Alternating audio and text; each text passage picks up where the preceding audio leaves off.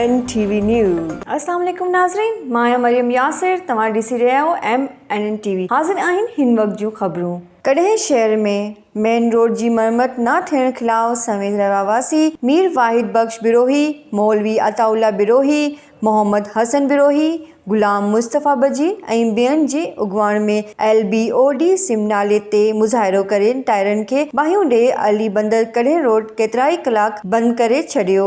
अॻुवाणी media सां ॻाल्हाईंदे चयो त असांजो मेन रोड केतिरनि ई सालनि खां ज़बून हालीअ जो शिकार आहे। केतिरियूं ई जानियूं अजल जो शिकार थी चुकियूं आहिनि। बार बार ॾाहण बावजूद हितां जे नुमाइंदनि जे कन ते जूं नथी सुरे। हिकु हफ़्ते अंदरि रोड जो कमु मुकमल करायो वञे, ॿी सूरत में एहतजाज जो दाइरो वधायो वेंदो।